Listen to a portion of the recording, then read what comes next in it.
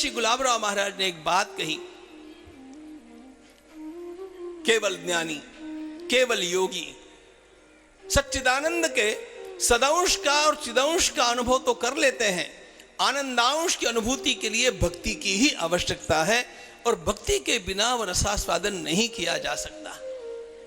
और यदि यह भक्ति हो तो किस प्रकार यह खेल या प्रतिस्पर्धा, यह द्वंद्व चलते रहता है। ध्यान रखना, भक्ति का अर्थ होता है प्रेम, और प्रेम भी द्वंद्व से बढ़ता है। गौड़ीय भक्ति में प्रेम पत्तनम नाम का ग्रंथ है। अहेरिव गति प्रेमणा स्वभाव कुटिला भवेत्। प्रेम की गति भी सर्प के समान है, वो कुटिलता से चलती है, उसमें खेल चलता है, उसमें द्वंद्व चलता है, द्वंद्व से प्रेम ही बढ़ता है। और यह भगवान कृपा पूर्वक ही हम सब लोगों से कराते हैं। यह तब किया जा सकता है जब उनकी कृपा हम पर बरस जाए। कृपयासीत स्वबंधन है, और इसी कृपा की परमानुभूति के रूप में भगवान एक वो भी अनुभूति दे देते हैं जब भक्त के सामने भगवान रो पड़ते हैं। यहाँ का जो द्वंद्व चला, यहाँ की जो प्रतिस्पर्धा चली, इसमें शरणागति का आधार है। शरणागति ही साधन है। शरणागति के आधार के बिना भगवान के साथ यह द्वंद्व नहीं किया जा सकता, क्योंकि यह द्वंद्व उसके साथ है जो प्राणों के प्राण है, जो हमारे अस्तित्व के मूल आधार है। और जब उनके साथ यह लीला चलती है तो भगवान सुखदेव जी महाराज वर्णन करते हैं सुदामा जी के प्रसंग के पश्चात में कि राजन एक स्पर्धा का निर्णय आ गया, एक स्पर्धा का निर्णय आ गया। राजा ने पूछा, महाराज कौन सी स्पर्धा? सुखदेव जी महाराज कहते हैं स्पर्धा चली थी भक्त और भगवान में। भक्त भगवान की निष्काम भक्ति करना चाहता था और भगवान उसकी परीक्षा ले रहे थे। बाल्यकाल से लेकर के जीवन पर्यंत ये परीक्षा ही परीक्षा चली। भक्त भगवान का निष्काम प्रेमी था और श्री भगवान को लगता था कि अरे कभी तो इसके मन में काम आएगा, कभी तो ये मुझसे मांगेगा, कभी तो ये याचना करेगा, कभी तो कुछ चाहेगा। और इसी परीक्षा में श्री भगवान ने विवाह के पश्चात भी दारिद्र्य दिया। दीर्घकाल तक सुदामा जी महाराज गरीब रहे, अत्यंत गरीब रहे। मूल बात यह थी, सुदामा जी की कथा गरीबी की कहानी नहीं है। सुदामा जी की कहानी यह उतनी गरीबी में भी कितनी शांति रखी जा सकती है, इसकी शांति कथा है। ध्यान रखना, प्रशांतात्मा जितेंद्रिय। कोई किसी प्रकार की उन्होंने शिकायत नहीं की, मन में भी नहीं आने दी। भगवान ने सोचा कि इसको पता नहीं है मेरी समृद्धि क्या है, एक बार ये आ जाए तो देख करके ललचा जाएगा। सुदामा जी महाराज को भगवान ने पत्नी के अंतःकरण में प्रवेश करके बुलवा लिया। द्वारका की समृद्धि देखी, अपनी कुटिया याद नहीं आई। द्वारका की समृद्धि देख करके भी बड़े आनंद मनाते रहे। भगवान ने कुछ भी नहीं दिया। तब भी विदा होने के पश्चात तो भी श्री भगवान को लगा अब तो भी मुझे कोसेगा कि मैंने कुछ नहीं दिया।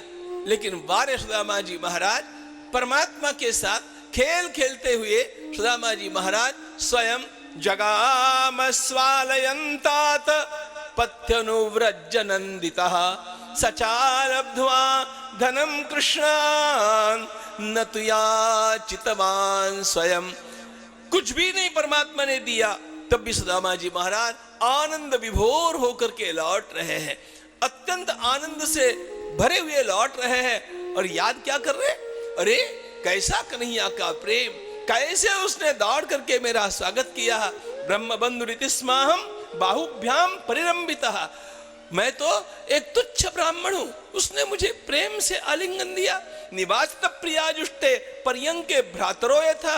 मुझे ऊपर बैठाया, स्वयं नीचे बैठा। ओ और मेरी पूजा की। पूजितो देवदेवेन विप्रदेवेन देववत्। बात यह थी सुदामा जी महाराज के अंतःकरण में किसी प्रकार का किंतु परंतु भगवान के प्रेम के बारे में नहीं आया। उनकी भक्ति पक्की थी। उस भक्ति को प्राप्त करने वाला जो भक्ति संतों के मुख से श्रवण करने के उपरांत जागृत हो जाती है। जीवंति सन्मुखरिताम भवदीय वार्ता, केवल श्रवण करने वाला नहीं, उस पर जीने वाला, उस संजीवन रस को प्राप्त करने वाला। कहां पर? स्थाने स्थिताम, साधुओं की संगति के स्थान में रह करके जो भगवान की मंगलमयी वार्ता का श्रवण करता है, उसे अपने जीवन का आलम्बन बनाता है, वह अपने आप जीवंति सन्मुखरिताम भवदीय वार्ताम स्थाने स्थिता श्रुतिगताम तनुवांग मनोभिर ये प्रायशो अजित जितोप्यसितैस्त्रिलोक्याम। हे अजित, हे प्रभु आप अजित है, लेकिन वे अपने स्थान में रह करके इस श्रवण भक्ति का आनंद लेते हुए उसी को अपने जीवन का आलंबन बना करके जो निरंतर उसी में लीन हो जाते हैं, एक दिन वे आपको जीत लेते हैं। यहां आकर के साधन का संग्राम, भगवान के साथ चली हुई इस लीला का यह जो खेल है, यह भी पूर्ण हो जाता है। भगवान और भक्त एक रूप हो जाते हैं, एक रूप होकर के रह नहीं जाते, निरंतर लीला करते रहते हैं। एक ज्योतिर्भूत द्विधा, दो दो बना करके, अनेक बना करके खेल चलता रहता है। उसी प्रकार के खेल की भूमि यह रमण रेती है। भगवान स्वयं यहाँ पर उस स्थिति में अनेक रूपों को लेकर के, अनेकों को अपना मित्र बना करके, उनको सौभाग्य दे करके यह क्रीड़ा करते रहते हैं। हम उस क्रीड़ा में कभी तो भी संतों की कृपा से सहभागी हो सकेंगे। अभी उसके विद्यालय में हम लोगों ने नाम दर्ज कराया है। कभी न कभी तो ऐसा समय आएगा जब रमण बिहारी जी हमारी उस कामना को भी पूर्ण करेंगे। इसी लालसा से यहाँ पर आते हैं, आते रहेंगे। प्रणाम। हमारे परम श्रद्धेय श्री कृष्ण चंद्र शास्त्री ठाकुर जी महाराज, उन्हीं का उद्बोधनात्मक आशीर्वाद सबको प्राप्त हो, ऐसा श्रद्धेय ठाकुर जी महाराज को आइए भावपूर्वक हम श्रवण करते हैं। ब्रज के पवित्र रमण रेती तीर्थ धाम में हम लोग विराजित हैं। गुरु कारष्णी गोपाल जयंती महोत्सव के उपलक्ष्य में समवेत रूप से हम लोग सब यहाँ एकीभूत हैं। श्रीमद् भगवत गीता में गोविंद कहते हैं, यो मां पश्यति सर्वत्र सर्वं च मयि पश्यति तस्याहं न प्रणश्यामि स च मे न प्रणश्यति। जो सर्वत्र मुझे देखता है और सर्वम च मयि पश्यति, सब में मुझे देखता है, वो मुझसे कभी दूर भी नहीं होता, कभी नष्ट भी नहीं होता। उसके हृदय में मैं निवास करता हूं तो वो मेरे चिंतन में रहता है। श्रीमद् भागवत में सर्वांतर्यामी परात्पर ब्रह्म को प्राणी मात्र में देखने की पद्धति का निरूपण है। वो परमात्मा सब में विद्यमान है। भगवान कपिल कहते हैं श्रीमद् भागवत में, अहम सर्वेषु भूतेषु भूतात्मावस्थितः सदा तम अवज्ञाय मां मर्त्य कुरुतेर्षा विडम्बनम्। यो मां सर्वेषु भूतेषु सन्तमात्मानमीश्वरम् हित्वार्चा भजते मौढ्यात् भस्मन्येव जुहोति स। कण कण में रहने वाले मुझ परमात्मा को जिसने प्रत्येक जीव में नहीं देखा, कदाचित अर्चा विग्रह की उपासना उसकी विडंबना मात्र है। कण कण में रहने वाले मुझ जगदीश्वर को जिसने सब में देख करके उसके प्रति सहृदयता का परिचय नहीं दिया, उस व्यक्ति की अर्चा विग्रह की उपासना तो ऐसे ही है जैसे भस्मन्येव जुहोति स, जैसे राख में किया गया हवन। परंतु वही परमात्मा न चांतर न बहिर्यस्य न पूर्वम नापि चापरम पूर्वापरम बहिश्चांतर जगतो यो जगच्चयः तम मत्वात्मजमव्यक्तम मर्त्यलिंगमधोक्षजम गोपिको लूखले दाम्ना बबंध प्राकृतम यथा। भगवान सुखदेव कहते हैं जिसके आदि का पता नहीं, जिसके अंत का पता नहीं,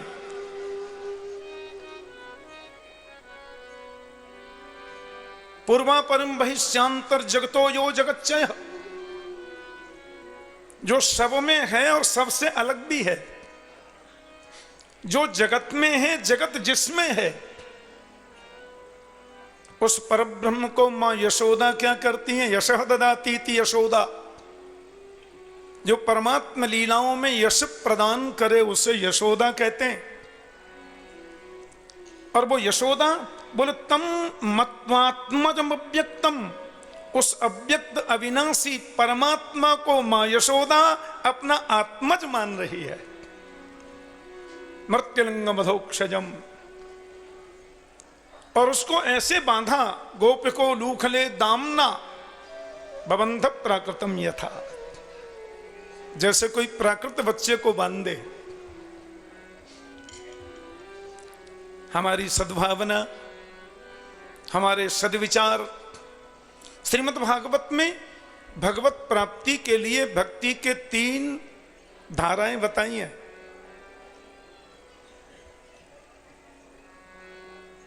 परमात्मा जो निर्गुण निर्विकार निर्विशेष निरीह है, वह सगुण साकार नारायण के रूप में। फिर उनको लगा कि थोड़ा और सरल बोलें तो वही श्री राम के रूप में। नारायण की अपेक्षा राम ज्यादा सहज है, लेकिन उनको लगा कि राम स्वरूप में भी सब लोग मुझसे उतनी सहजता से नहीं मिल पाते, राजकुमार हूं, तो वही फिर परात्पर कृष्ण के रूप में प्रकट होकर आए, कृष्ण रूप में आए। और इसी रमण रेती में गोविंद ने माटी खाई, गोविंद ने मिट्टी खाई। और माता यशोदा ने जो तम मत्वात्मजम अव्यक्तम, उस अव्यक्त को अपना आत्मज मानती है, उसने कान पकड़ा और बोली चोरे चटोरे माटी खाई। तो वो ब्रह्म कहता है ना हम भक्षितवानंब सर्वे मिथ्या विशंसिनः यदि सत्य गिरस्तर्हि समक्षम पश्य मे मुखम। ये सब झूठ बोल रहे भैया, मैंने माटी ना खाई, और तो को विश्वास ना है तो मेरे मुंह में देख ले। और इसी स्थान पर गोविंद ने अपने मुख में ब्रह्मांड दर्शन कराया, ऐसा भागवत कहता है। तो मैं निवेदन ये कर रहा था, उस परब्रह्म को यदि हम विश्वास पूर्वक भजें और हमारे अंतर मन में यह भावना आ जाए कि वो मेरा पुत्र बनकर मेरी गोद में खेले, तो कर्तुम अकर्तुम अन्यथा कर्तुम समर्थ ईश्वर। ईश्वर वो है जो नहीं करने के बाद भी सब कुछ करे और करने के बाद भी कुछ ना करे। वह ईश्वर फिर सगुण रूप में आ जाता है। उसके प्रति विश्वास हो। मेरे मन में विश्वास है तो इस माइक्रोफोन में भगवान है, मेरे मन में विश्वास है तो लटकी हुई माला में भगवान है, मेरे मन में विश्वास है तो पंखे में सहलोजन में भगवान है, आप में भगवान है, इनमें भगवान है। और विश्वास नहीं है तो मंदिर में भी वो कहां मिलता है। इसलिए भक्ति की प्रथम धारा है विश्वास। रक्षिष्यतीति विश्वासो गुप्तृत्व वर्णन तथा, परमात्मा के प्रति विश्वास हो। भक्ति की दूसरी धारा है भगवान से संबंध जुड़े। तुलसीदास जी कहते हैं, तू दयालु दीन हो, तू दानी हो भिकारी हो, प्रसिद्ध पातकी तू पाप पुंजहारी, नाथ तू अनाथ को अनाथ कौन मोसो, मोसमान आरत नहीं आरती हर तोसो। ब्रह्म तू हो जीव, तू है ठाकुर हो चेरो, तात मात गुरु सखा तू सब विधि ही तू मेरो। और अंत में कहते हैं, तो ही मोहि नाते अनेक मानिए जो भावे, ज्यों त्यों तुलसी कृपालु चरण शरण पावे। तो परमात्मा के साथ में कोई भी संबंध जुड़ जाए, गोप्य कामात भयात कंसो, किसी भी भावना से हम उसके प्रति संबंध जोड़ें, वो ब्रह्म तो है ही। वदंती तत्त्वविदस् तत्त्वम् यद् ज्ञानमद्वयम् ब्रह्मेति परमात्मेति भगवान इति सद्यते। तत्त्वविदस् तत्त्वम् वदंती यत् अद्वयम् ज्ञानम ब्रह्म। तत्ववेत्ता उसको तत्व कहते हैं, ज्ञानी उसे ब्रह्म कहते हैं, योगी जन उसे परमात्मा कहते हैं और भक्त उसे भगवान कहते हैं। ब्रह्मेति परमात्मेति भगवान इति सद्यते। तो कोई भी संबंध हम परमात्मा के प्रति जोड़ें। और भक्ति की तीसरी अंतिम चरम धारा है समर्पण। भगवान के प्रति हम समर्पित हो जाएं। तेरा तुझको अर्पण क्या लागे मेरा, ये केवल वाणी से बोले नहीं, सब कुछ समर्पित करें। आदि शंकराचार्य अपनी मातुश्री के अंतिम दर्शन के लिए जब गए तो भगवान नारायण की उन्होंने स्तुति गाई कि सत्यपि भेदापगमे नाथ तवाहं नमाम कीनस्त्वं सामुद्रो हि तरंग नहीं क्वचन समुद्रो न तारंग।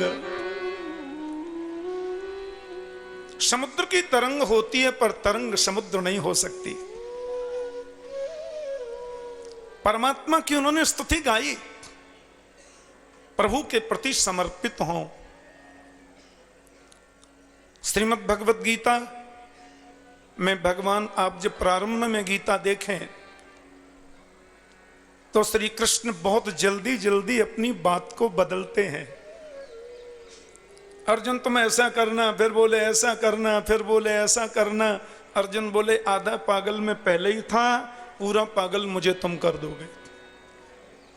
तो प्रभु ने कहा यत् करोसि यदश्नासि यत् जुहोसि ददासि यत् तपस्यसि कौन्तेय तत्कुरुस्व मदर्पणम् मन्मनाभव मदभक्तो मदयाजी माम नमस्कुरु।